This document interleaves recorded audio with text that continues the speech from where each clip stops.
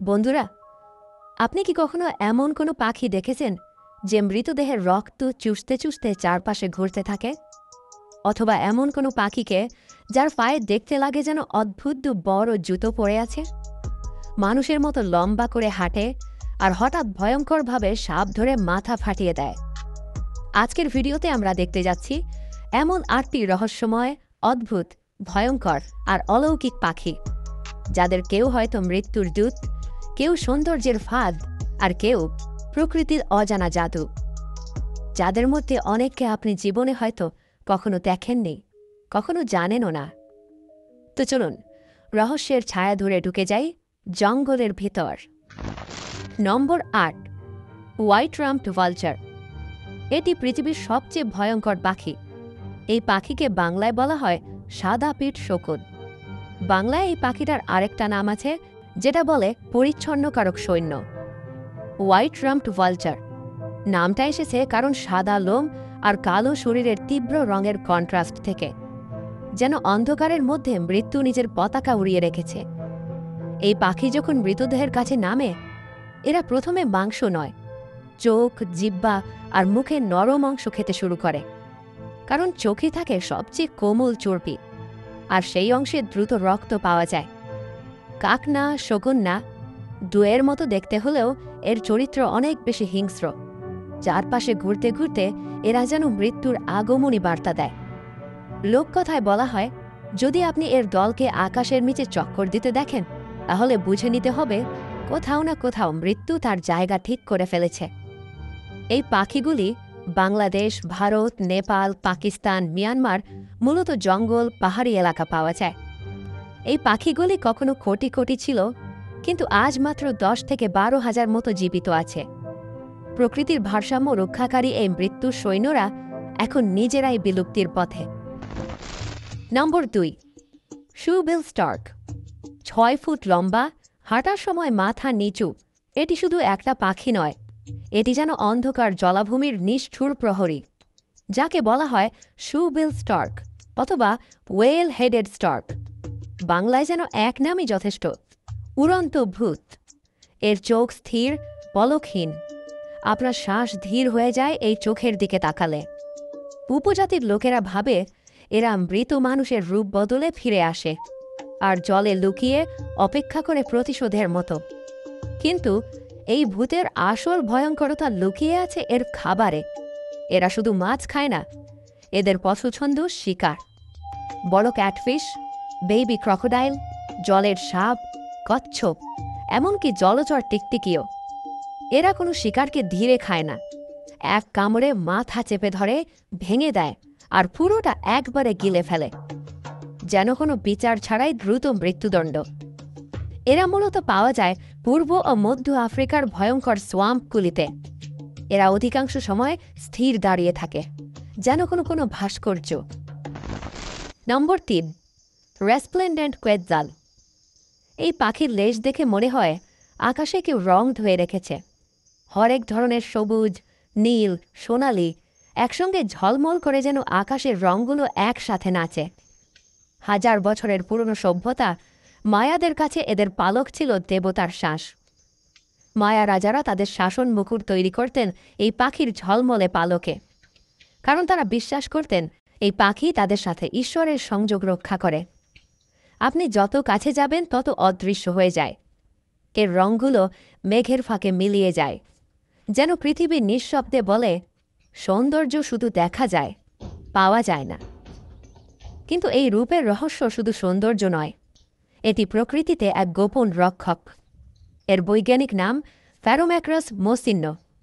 বাংলায় বলা যায় রোমিন কুয়েতনেল অথবা শুধু কুয়েতনেল। এই রঙের ছায়া পাওয়া যায় মধ্য আমেরিকার উচ্চভূমি বর্ষাবনে, দক্ষিণ Mexico, Guatemala, Honduras, Nicaragua, Costa Rica এবং পশ্চিম প্যানামা পর্যন্ত। এরা থাকে মেঘের বনগুলোতে ৯০০ থেকে ৩,২০০ মিটার উচ্চতায়। এই পাখি বিশ্বে বেঁচে আছে আনুমানিক মাত্র ২০,০০০ থেকে ৫০,০০০ পর্যন্ত। এই পাখি শুধু সৌন্দর্য নয়, প্রকৃতির একজন বীজ বণ্টনকারী। এরা মূলত ফলভোজী, বিশেষ করে লরেল পরিবারের ফল খেতে ভালোবাসে। তারা ফল পুরোটা গিলে ফেলে আর পরে বীজ আবার বাইরে বের করে দেয়। এই বীজ পরে নতুন অরণ্যের জন্ম হয়। অর্থাৎ যতদিন কুয়েতনেল আছে ততদিন এই বন বেঁচে থাকবে। নম্বর 4, লায়ারবার্ড, শব্দের জাদুকর। এরা এমন এক পাখি যাদের গলা শুধু গান শোনায় না, আপনার মোবাইলের রিংটোন থেকে গাড়ির অ্যালার্ম, ক্যামেরা শাটার থেকে চেইনসা মেশিনের শব্দ, সব কিছু হুবহু নকল করতে পারে। এরা কোনো শব্দ শুনলেই তার টেপে রেকর্ড করার মতো নিখুঁতভাবে নিজের গলায় তুলে নেয়। যন্ত্র, মানুষ, পাখি, যাদের যা কণ্ঠ, এই পাখি তা ঠিক সেইভাবেই নকল করে। তোমাদের বিশ্বাস হয় না তো? এই ভিডিওটি দেখো।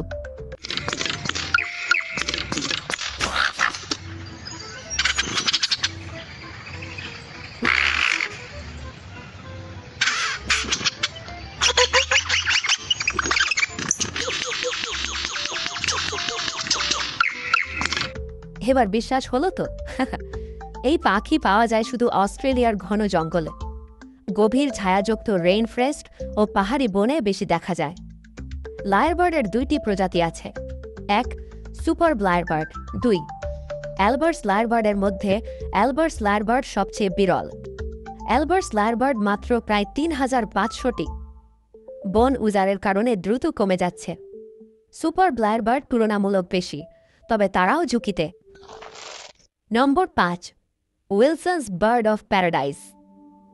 জঙ্গলের গভীরে ইন্দোনেশিয়ার পশ্চিম পাপুয়ার 2টি ছোট দ্বীপ ওয়াইজিও আর বাটান্তা, সেখানে থাকে এমন এক রঙিন সম্রাট, উইলসন্স বার্ড অফ প্যারাডাইস।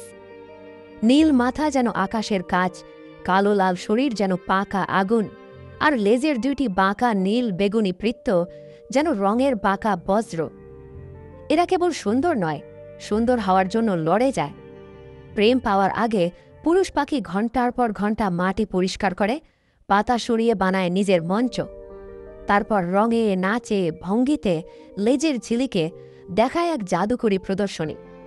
যে জিততে পারে সেই পুরুষই পায় স্ত্রী পাখির মন। অর্থাৎ সৌন্দর্যের যুদ্ধে বিজয়ী ইকল সত্যিকার রাজা। এরা খায় ফল, পোকা আর জঙ্গলের ছোট ছোট প্রাণী।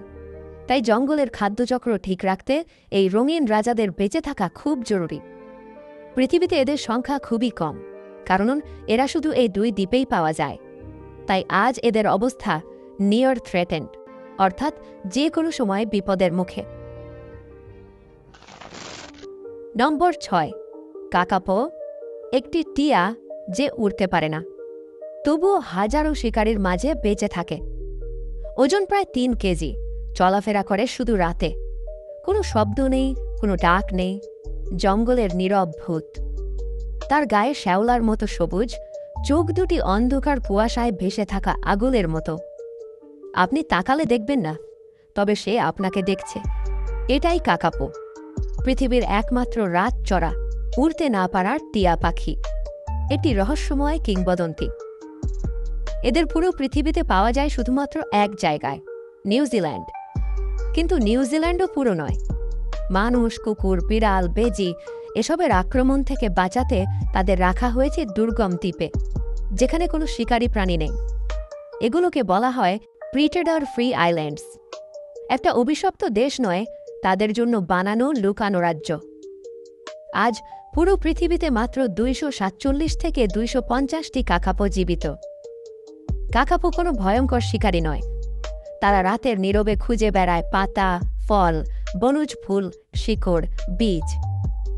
কাকাপো পুরুষরা প্রেমের জন্য পাহাড়ের ঢালে গিয়ে বসে দীর্ঘ নিঃশব্দ ডাক দেয়, যা দূরে কুয়াশার ভেতর দিয়ে ছড়িয়ে পড়ে। এটি এমন এক ড্রামিং সাউন্ড যা যেন বন থেকে বেরিয়ে পালার একটা হুঁশির ড্রামিং সাউন্ড, যা যেন বন অনেক দূর থেকে শুনে বলে, ভালোবাসা এখনো বেঁচে আছে। যদি কোনো স্ত্রী পাখি আসে তাহলে তারা মিলিত হয়, না এলে সে পুরো রাত অপেক্ষা করে স্ত্রী পাখি জন্য। নম্বর 7, কিংফিশার, রঙিন ডানা, নীল সবুজ আগুনের মতো চকচকে পালক, দেখতে যেন নদীর রঙিন রত্ন। কিন্তু এই সৌন্দর্যের ভেতর লুকিয়ে আছে এক ভয়ঙ্কর শিকারী। কিংফিশার পানির নিচে চোখ খুলে দেখতে পারে। তার চোখের মধ্যে রয়েছে বিশেষ লেন্স, যা জলে আলো ভেঙে গেলেও শিকারকে স্পষ্ট দেখায়। সে উড়ে না, সে পড়ে, ঠিক বজ্রপাতের মতো নিচে নেমে যায়। মাত্র 0.1 সেকেন্ডে ধরে ফেলে একটা মাছ। মগজ না বুঝে ওঠার আগেই জীবন শেষ। এরা থাকে নদী, খাল, লেক আর উপকূলের কাছে। Bharat, Bangladesh, Asia, Africa, Europe, Australia, সারা পৃথিবীতেই। বিশ্বে রয়েছে 90 থেকে 120 ধরনের কিংফিশার। নম্বর 8, সেক্রেটারি বার্ড। আফ্রিকার ঘাসভরা প্রান্তরে একটা অদ্ভুত পাখি রাজত্ব করে। ডানা আছে, তবুও বেশি হাঁটে, দৌড়ায়, যেন কোনো যোদ্ধা তীর ছুটতে দৌড়াচ্ছে। তার লম্বা পা, চোখে কালো চশমার মতো দাগ, মুখে অদ্ভুত গম্ভীর ভাব। যাকে দেখে মনে হয় অফিসে যাচ্ছে, কিন্তু আসলে যাচ্ছে মৃত্যু দিতে। এই পাখি আকাশ থেকে নয়, মৃত্যু দেয় পায়ের আঘাতে। এদের পা 40 থেকে 50 কেজি ওজনের শক্তি নিয়ে প্রতি সেকেন্ডে একাধিক কিক দিতে পারে। শিকার যদি সাপও হয়, তাও বাঁচার সুযোগ নেই। এক লাথিতে মাথা ভেঙে যায়, আর তারপর শান্তভাবে তুলে নিয়ে খেয়ে ফেলে। সেক্রেটারি বার্ড উড়তে পারে, কিন্তু শিকার কখনো উড়ে নয়, মাটিতে হেঁটে, দুরন্ত ছুটে।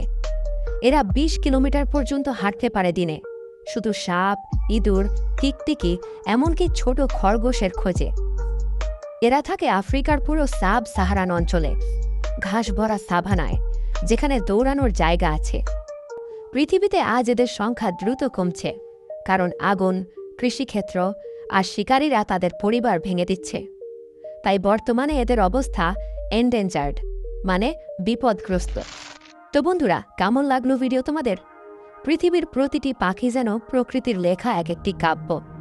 কেউ ভয়ঙ্কর, কেউ অলৌকিক, কেউ রঙের কাছে আত্মসমর্পণ, আবার কেউ মৃত্যুর ভেতরেও নেচে ওঠে জীবনের গান নিয়ে। আমরা মানুষ শুধু দেখি, শিখি কি? প্রকৃতি বলছে সৌন্দর্য মানেই কোমল নয়, রহস্য মানেই ভয় নয়, জীবন মানে লড়াই, নীরব তবুও তিক্ত। আপনি কোনো পাখিটাকে সবচেয়ে রহস্যময় মনে হলো? কমেন্টে লিখে জানান। আমাদের সঙ্গে থাকুন অদৃশ্য পৃথিবীর গল্প নিয়ে।